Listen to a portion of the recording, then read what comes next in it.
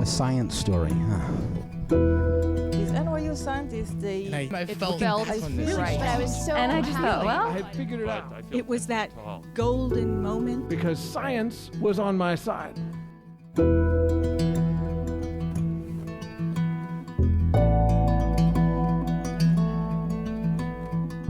Hey everyone, welcome to The Story Collider, where true personal stories about science help us to discover how weird and wonderful it is to exist in this world and be a human. I'm your host, Misha Gajewski, and this week we're learning about sticking up for ourselves and standing our ground, which is often a scary thing to do. Our first story is from Luis Melo. Luis was born in the Dominican Republic but grew up on Manhattan's Upper West Side. Now he works as a safety quality analyst in the Psychiatry Department at Mount Sinai Hospital and runs his own data science consulting and multiservice business. Luis's story is all about getting the recognition you deserve for your work. It was recorded at Caveat in New York City for a special show in partnership with Mount Sinai Friedman Brain Institute. Here's Luis.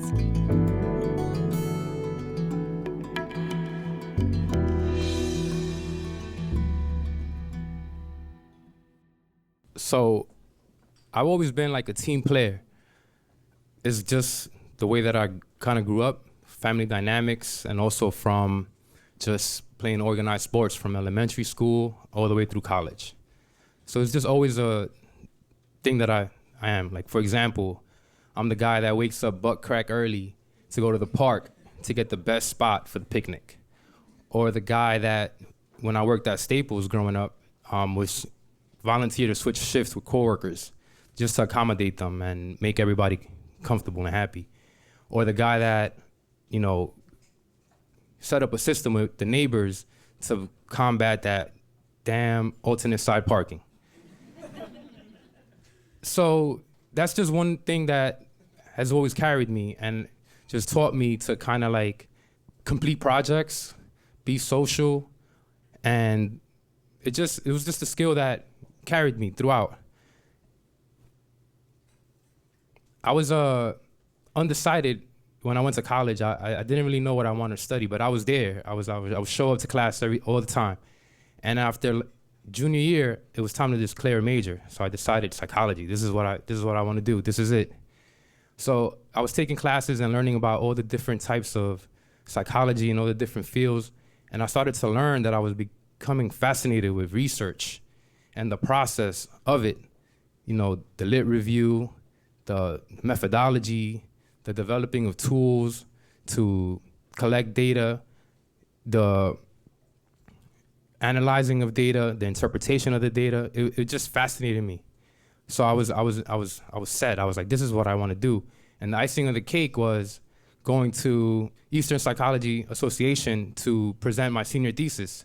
So I was set. I was like, this is what I want to do. This is it. So I graduated college, and like most college grads, you don't know what kind of job you're gonna get. You just gotta get a job. So I started finding myself in a lot of direct care work. I was working as a case manager for a home-based crisis intervention program, or as a teacher's assistant in a therapeutic community in a foster care residential program. So those were the kind of jobs that I was getting, and I started to notice that if I want to do this research, I need some more school. So I went back to grad school, and I armed myself with the importance of statistical significance and learned about T-squares. And I was just ready to go out there and do more research. So I found a job in a city agency where that was one of the main things that they did, research.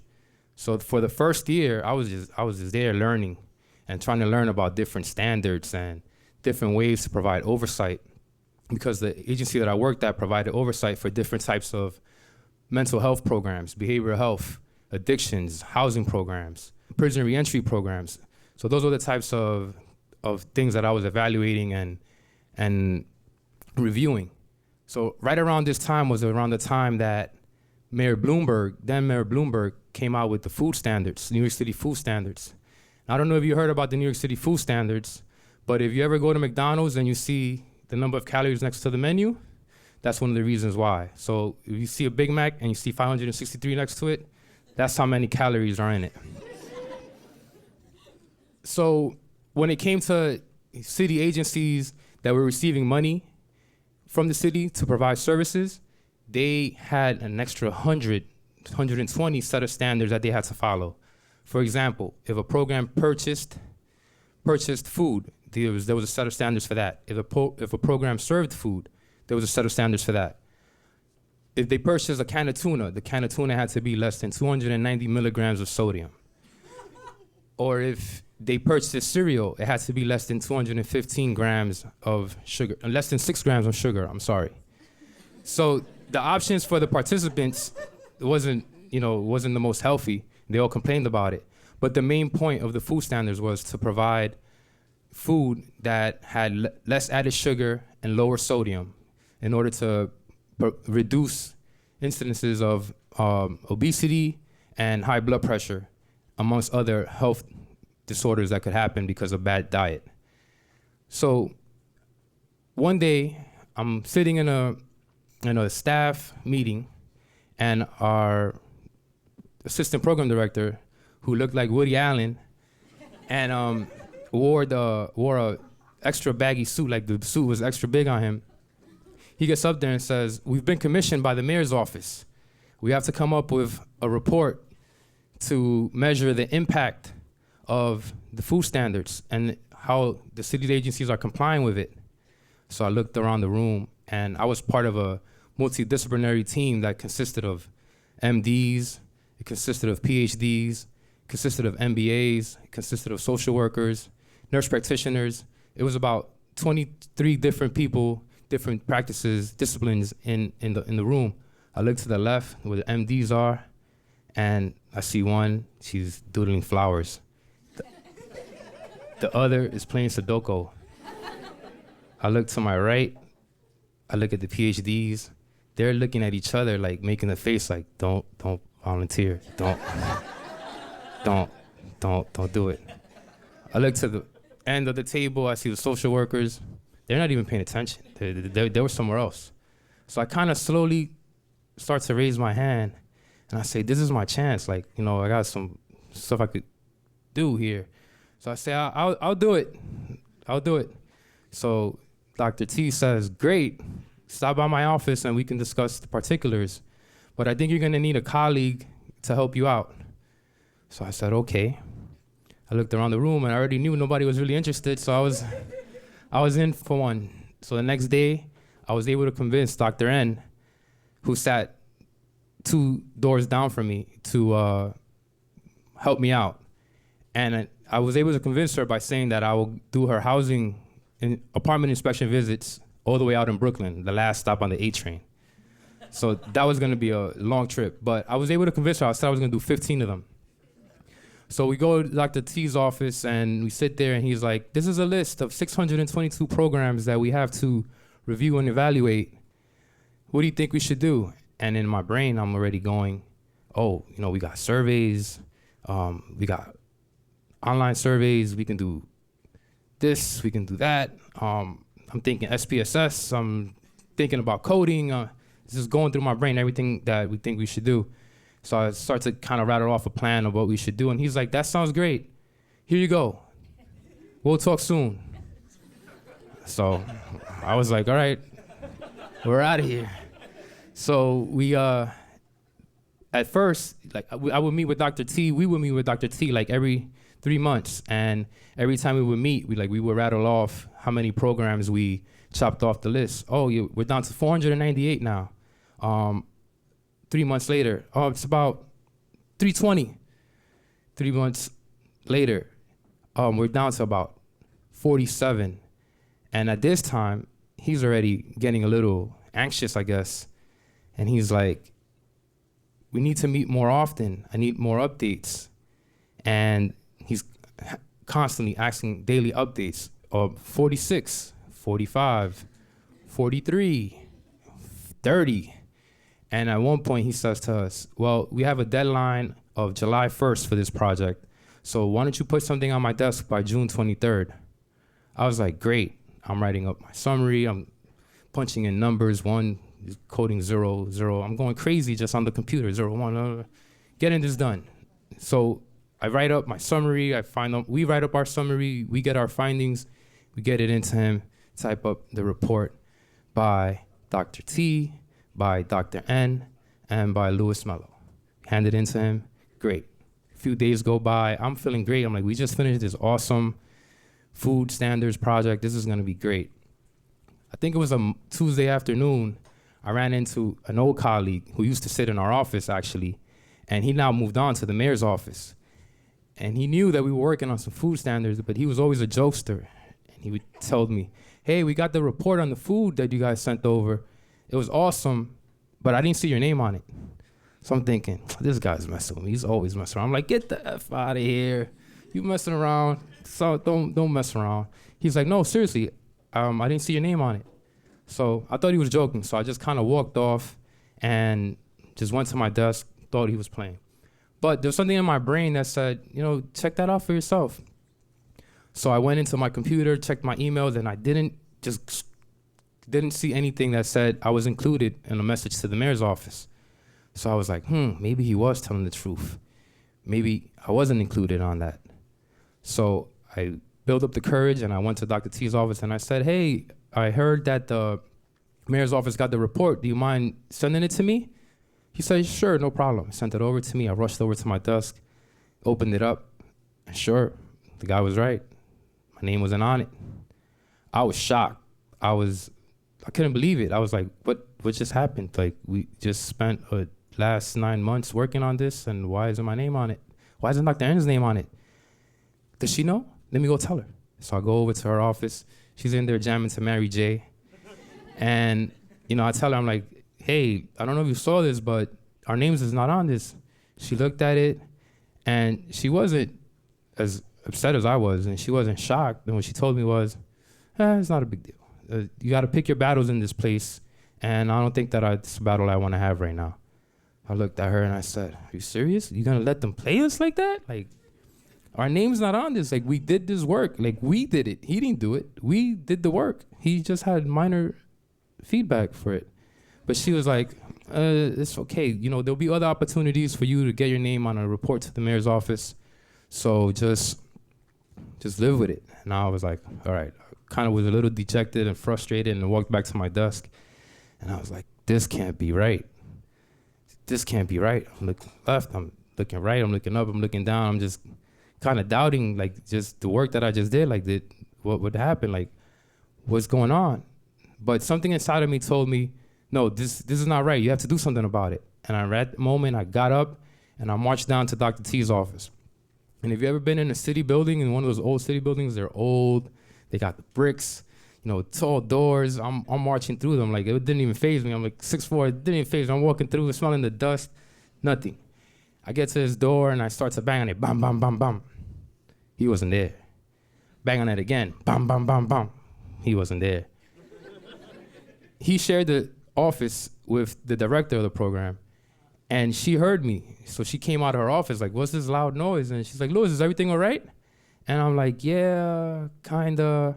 But she noticed that something wasn't right with me because she knew me. She saw my face and she thought I was like a little upset. She's like, what's going on? Are you sure everything's all right? And I'm like, yeah. And I had the report in my hand. I'm like, yeah, we worked on this report and it went to the mayor's office and my name's not on it. And she goes to me, really? Let me take a look at that. I saw this report. It was a really good job. And she's like, yeah, you're right. Your name's not on it. This is not right. And then right when she said that, Dr. T just happened to pop up. Like, he just walked right through the door. And we both looked at the same time.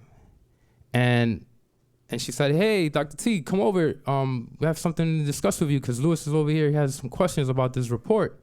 So he comes down, sits down, and he's like, what's going on? And I say to him, I'm like, yeah, I got the report that you sent over to me earlier, and I noticed that my name wasn't on it, and I just wanted to know why.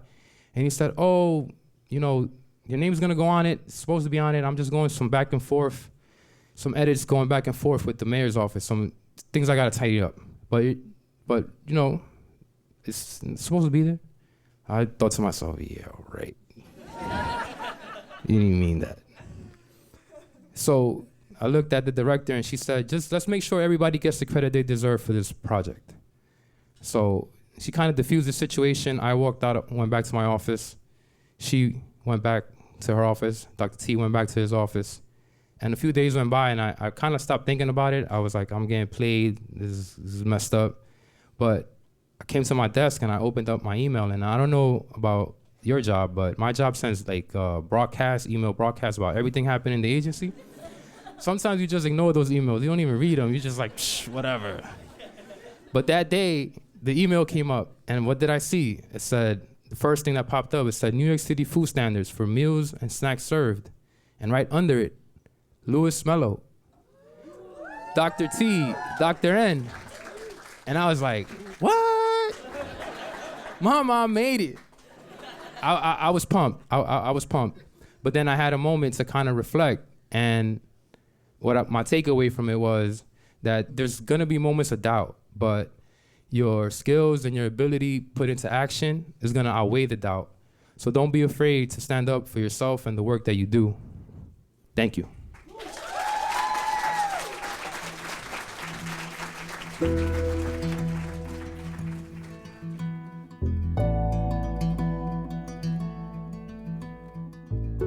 Heck yeah. Don't you just love it when the good guy wins? If you want to learn more about Luis, head to our website, storyclatter.org. Now, being a storyteller on our stage is just one way to make Storyclatter happen, but we know it's not for everyone. Maybe becoming a Storyclatter donor is more your speed. Storyclatter donors play an increasingly important role in our ability to bring you this podcast. We're in this together. Storyclatter is one big experiment that's designed to connect us around our love of discovery, curiosity, and the natural world. If you believe in the power these stories have and this mission, please consider donating to the Storyclatter at storyclatter.org/donate. The most popular level is the $10 a month, and you can make your tax-deductible donation at storyclatter.org/donate. But really, any level makes a difference, and we're so grateful to everyone who supports Storyclatter. Our second story is from Sara Maloni. Sara is an associate professor in the Department of Mathematics at the University of Virginia. She also loves hiking, scuba diving, traveling, reading, crafting, you name it. We recorded Sara's story at the University of Virginia during an incredibly special show at the UVA President's House. Sara's story is all about getting the courage to speak up when something isn't right. I hope we can all learn from Sara and get the courage to call out things we know aren't okay. Here's Sara.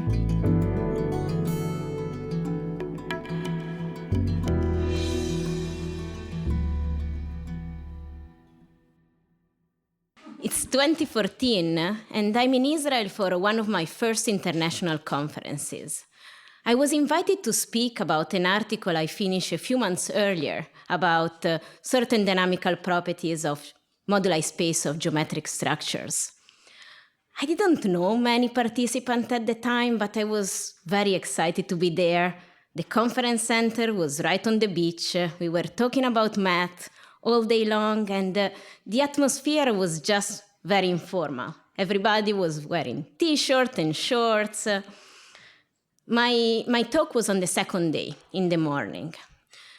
I was nervous, but I tried to concentrate on my math, and it was great to see encouraging faces in the audience, like my postdoc advisor, Jeff. I think the talk went very well. People ask a lot of questions. They seem to really like the result. And I still remember a joke I had at the last minute that made people laugh a lot. So after the talk and the really nice discussion over lunch, I decided to go for a walk with a few of my colleagues. That's typical in math conferences. I'm waiting for my friends, and I see a professor from Marseille, who I didn't know very well at the time, but whose work I knew about, approaching me with a smile and said, "I really enjoy your talk." I was happy to hear, so I thanked him. He then continued, "I especially like the picture in your talk." At that point, I was a bit confused because I only drew the Faraday graph, which is a graph which encodes a simple closed curve on certain surfaces I was discussing, but is very common in our field. So I asked, which picture? I think I only drew the Faraday graph, which I'm sure you know about. And the answer, I meant the picture on your body. I froze. I have a small butterfly tattooed on my back, and I knew he was referring to that. And in that moment, time slowed down.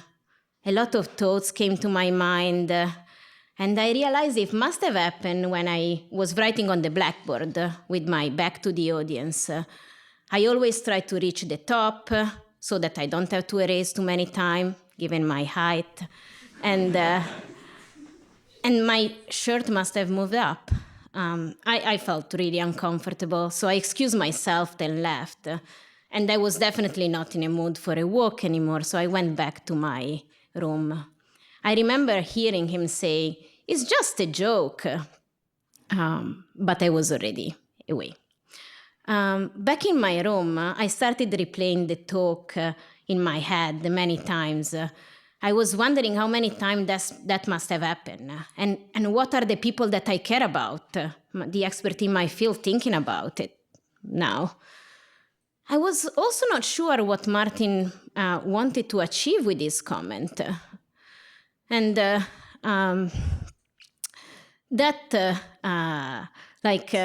really built on fear I had. So I was wondering, am I overreacting? Am I being oversensitive?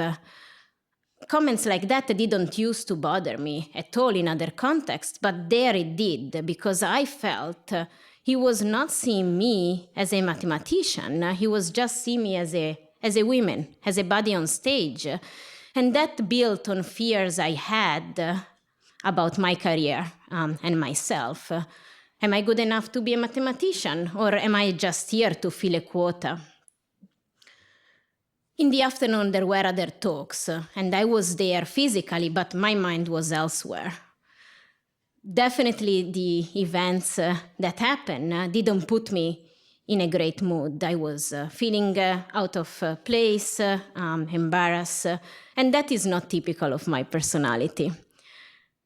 We went for dinner, and I was sitting at the table with a few colleagues and my postdoc advisor, Jeff, and people were laughing, bringing back the joke that I had before, and I tried to laugh along. I think it was clear my laugh wasn't very genuine. So after dinner, Jeff asked me if everything was okay. He always did that, making sure that I was okay. And I think I answered, "Yes, sorry, I'm just a bit distracted." But I noticed that he was not buying my fake answer. And so I told him what happened and why I felt so silly, because I felt I could have prevented it if I just had thought about it, if I just had dressed differently. And he told me that it was not my fault, that I should not blame myself. And he said that in such a kind but firm way that I felt I could believe him. And that already made me feel better. The next day, he also told me that he learned Martin, it wasn't the first time Martin had felt other women in the field feeling uncomfortable. He asked me if he could share what had happened with the conference organizer to see what they could do about it. I felt ashamed, but I agreed. And after that, I focused on the good aspects of the conference, the new result, the networking, and little by little, the good feeling I had about the conference came back, thanks to Jeff and to the other wonderful people there. Later, I learned that actually the conference organizer told Martin that what he did was unacceptable, that he should apologize to me, which he did via email half-heartedly, and that he was not going to be welcome at any other conference in the future. I felt that this was crucial for me to see. I really felt that my community showed me that they had my back, they wanted me there. And this made a shift in my mind. I stopped blaming myself. And for that to happen, it was crucial that on that day, Jeff saw me. He took the time to see what was going through, and he was not afraid to get involved. Fast forwarding today, I mostly feel safe and comfortable in my community. But unfortunately, events like this continue to happen. What changed is maybe my attitude. Just to give an example, I was at a meeting and one of my colleagues was presenting some decision from her committee. After her presentation, the floor was open to discussion, and one professor started explaining why he disagreed on everything she just mentioned, even though he already explained to each committee member this point before. He repeated this point 3 times, and his tone became increasingly aggressive, and this was making my colleague more and more uncomfortable. I was a more junior member of the group at the time, so I was waiting for someone else to just step in. But when I was seeing nothing was happening, I politely said to the professor that we all heard this disagreement and asked if he could leave space for someone else to share their thoughts. I think this kind of shocked him. But the chair of the meeting at the time sided with my suggestion, and we moved on with the meeting. And this is just a very small example. But he's here to just say that thanks to the support I received myself in Israel, I'm not the same person I was in 2014. If I see something that is not okay, I said something. That is uncomfortable very often, but I think is really essential for everyone to witness and for us as a community to keep moving forward. Thank you.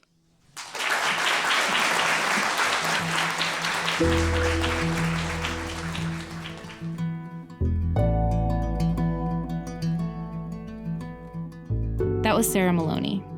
If you want to learn more about her, head to our website, storyclatter.org, or if you want to hear more stories from our show with UVA, check out Who's in STEM podcast. That's HOOS in STEM podcast, where you can hear more stories from that night. Details are also on our website. Our website is just one way to connect with Storyclatter, but there are so many other ways, and we hope you'll use all of them. Like, if you want to tell a story on our stage, right now we're looking for wild stories for an upcoming show in Seattle with KUOW and the Wild podcast. Anything from how you first fell in love with nature or biology and how it piqued your curiosity to experiment and explore, to how an experience in the wild has affected your personal or working life, or something completely different. Send us a short 1 to 2 paragraph pitch to stories@storyclatter.org with "The Wild" in the subject line. We're accepting submissions only until July 27th. You can also follow us on social media. We're on Twitter, Facebook, Instagram, and TikTok. Head to storyclatter.org to become a financial supporter, or if you want to bring a Storyclatter show to your community, you can learn how to do that on our site too. The Storyclatter is very grateful for the support of Science Sandbox, a Simons Foundation initiative dedicated to engaging everyone with the process of science. This podcast is produced by Aaron Barker, executive director and co-founder of the Story Collider, and me, Misha Gajewski, and Jen Chen. The stories featured in today's episode were produced by Paula Croxon, Latasha Wright, Ari Daniel, and Shane Hanlon.